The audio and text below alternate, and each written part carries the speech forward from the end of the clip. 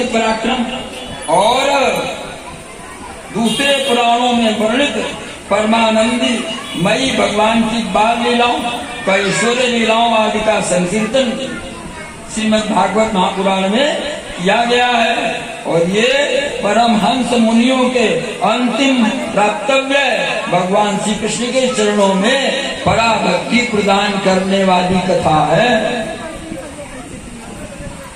कलयुग में धर्म की जो दशा हो जाएगी वो सामने है। नामधेयं म्रियमाण आतुरा पतनस्खलन वामिदशोगणान् पुमान् विमुक्तकर्मान् गतमुत्तमां यतिं प्राप्नोति यक्षन्ति न तं कर्णौ जनाः।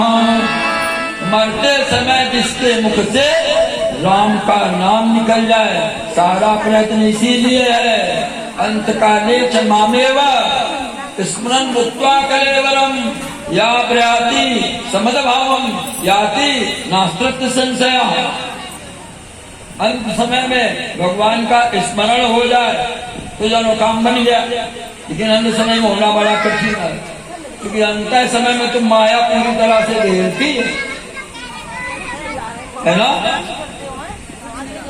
जो अंत समय आए स्वजन संबंधी वही है जो अपने स्वजन को उस समय भगवान का स्मरण कराए। पति है सारा मोह भूल जाओ, अब आप भगवान नारायण का ध्यान करो। संग चक्र गदा पद्म धारण करे भगवान विराजमान सिंहासन पर छत्र चमड़ से संयुक्त उनके पार्षद सेवा में लगे हैं, उनका ध्यान करो।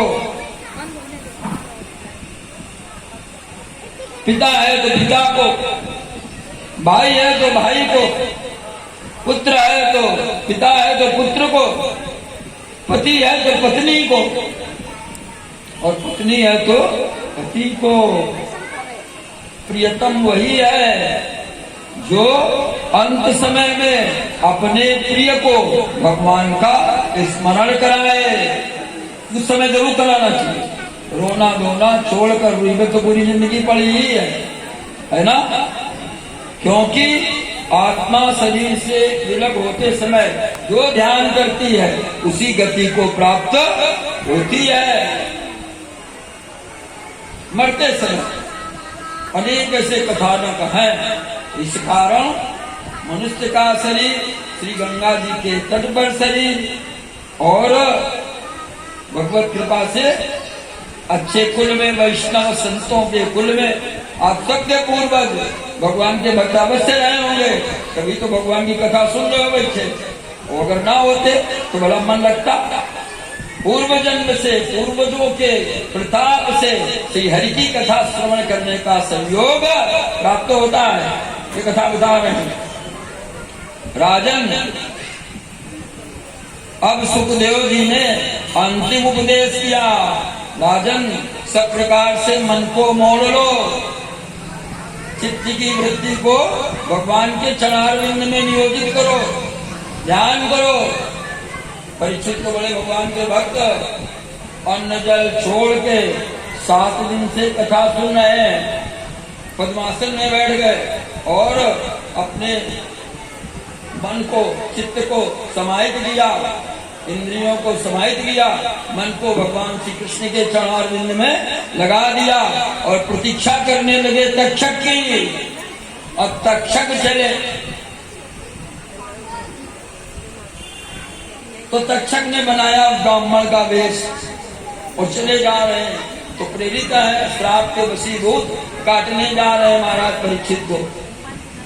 मार्ग में पंडित जी को पता चला कि परीक्षित को सर्प काटेंगे तक्षक, तो उनको सर्प विद्या आती थी, कलम ठीक करेंगे, वो भी चले। अब मार्ग में मिल गए तक्षक को पंडित जी से बोले, तक्षक कहाँ जा रहे हो पंडित जी महाराज? कहला कहो नहीं ब्राह्मण देवता, जरा महाराज परीक्षित के यहाँ जा रहे हैं। और क्यों जा रहे हो? कहला सुना उन्हें तक्षक सर्प काटेगा तो हम ठीक करेंगे। कहला क्या तक्षक के सर्प को भी तुम ठीक कर लोगे? बोले बिल्कुल हम कर लेते हैं। कहला तो अच्छा, फिर अभी तक्षक है, इस वृक्ष को मैं अपने विष से निर्जीव करता हूँ, अगर मंत्र में बल है तो तुम इसे फिर ठीक कर दो।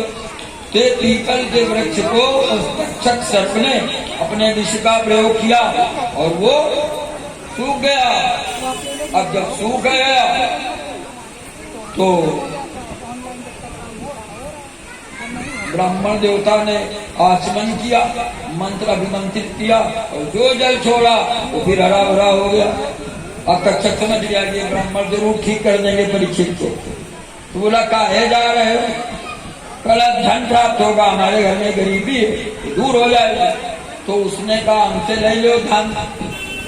तो उस तक्षक ने वही गड़ा हुआ धन बता दिया, वो ब्राह्मण लौट गए ऐसे लालची। तक्षक सर्प लिया, एक छोटे से कीड़े का रूप बनाया और पुष्प सी थाल आई, भगवान महाराज परीक्षित के पास उसी में बैठ गया और नासिका में दस लिया। महाराज परीक्षित तो पहले भगवान श्री कृष्ण के धाम की यात्रा कर चुके थे।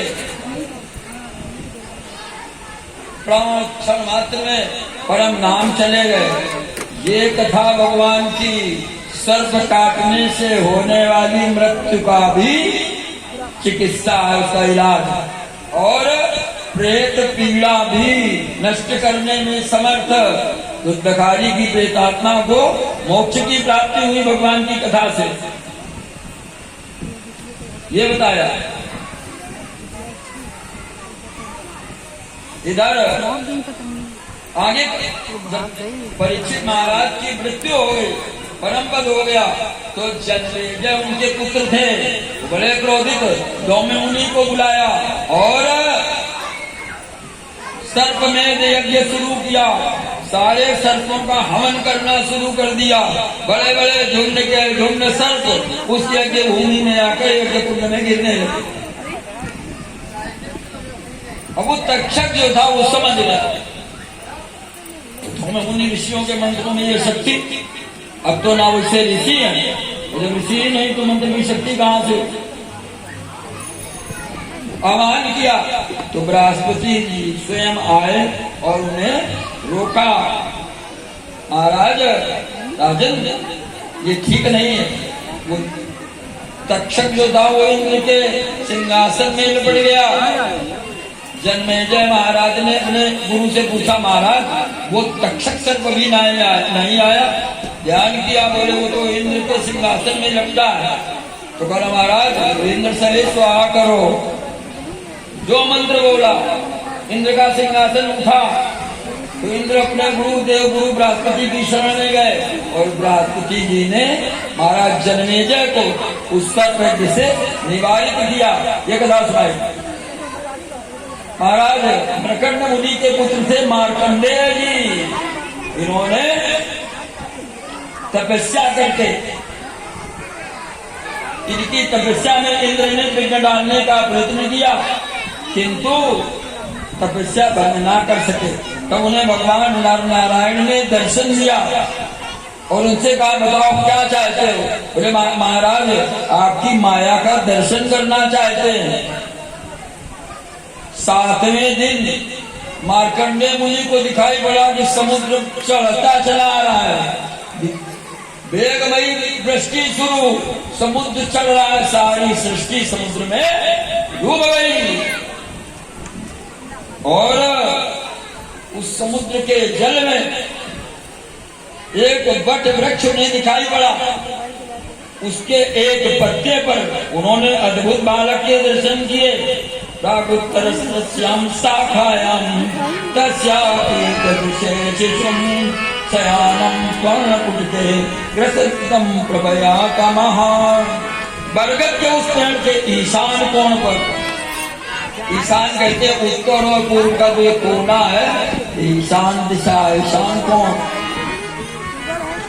ये दोना बन गया उस पर बरगद के पेड़ के पत्ते